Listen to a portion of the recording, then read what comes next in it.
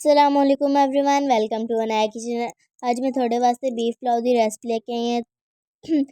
तो चलो स्टार्ट करते हैं। ਉਹਦੇ ਵਾਸਤੇ ਅਸੀਂ ਲੈਣੇ 2 ਵੱਡੇ ਪਿਆਜ਼ ਤੇ 4-5 ਟਮਾਟਰ, ਅਦਰਕ ਲਸਣ ਦਾ ਪੇਸਟ, 7-8 ਹਰੀ ਮਿਰਚਾਂ ਤੇ ਅਸੀਂ ਸਾਬਤ ਮਸਾਲੇ ਲੈਣੇ ਤੇ ਫਿਰ ਅਸੀਂ ਨਮਕ, ਹਲਦੀ, ਧੜਾ ਮਿਰਚ ਲਿਆ ਤੇ ਫਿਰ ਅਸੀਂ ਲਿਆ 1 ਕੋਲੀ ਘੀ ਤੇ ਫਿਰ ਅਸੀਂ ਲੈ ਲਏ 2 किलो चावल ਤੇ ਫਿਰ ਅਸੀਂ ਇੱਕ ਤਾਂਬੇ ਵਿੱਚ ਜਿਹੜਾ ਸਾਡਾ ਘੀ ਸੀ ਉਹਨੂੰ ਪਾਤਾ। घी ਨੂੰ ਗਰਮ ਹੋਣ ਤੋਂ ਬਾਅਦ ਅਸੀਂ ਇਹਦੇ ਸੁੱਕਾ ਧਨੀਆ ਤੇ ਕੁਝ ਸਾਬਤ ਮਸਾਲੇ ਪਾਤੇ ਨੇ। ਫਿਰ ਅਸੀਂ ਇਹਦੇ ਵਿੱਚ ਪਿਆਜ਼ ਪਾਤਾ। ਪਿਆਜ਼ ਪਾ ਕੇ ਫਿਰ ਇਹਨਾਂ ਨੂੰ ਬਰਾਊਨ ਕੀਤਾ। ਫਿਰ ਅਸੀਂ ਜਿਹੜਾ ਗੋਸ਼ਤ ਸੀ ਸਾਡਾ ਉਹਨੂੰ ਅਸੀਂ ਕੁੱਕਰ ਵਿੱਚ ਗਲਾ ਲਿਆ। ਫਿਰ ਅਸੀਂ ਜਿਹੜੇ ਸਾਡੇ ਪਿਆਜ਼ ਸੀ ਉਹਦੇ ਵਿੱਚ ਅਸੀਂ ਅਦਰਕ ਲਸਣ ਦਾ ਪੇਸਟ ਤੇ ਟਮਾਟਰ ਮਿਰਚਾਂ ਪਾਤੀਆਂ।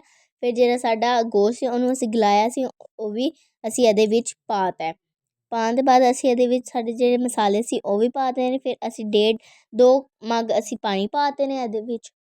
ਫਿਰ ਅਸੀਂ ਜਿਹੜੇ ਸਾਡੇ ਚੌਲ ਸੀ ਉਹਨੂੰ ਅੱਛੇ ਤਰੀਕੇ ਨਾਲ ਛਾਣ ਕੇ ਫਿਰ ਅਸੀਂ ਇਹਦੇ ਵਿੱਚ ਪਾਤਾ।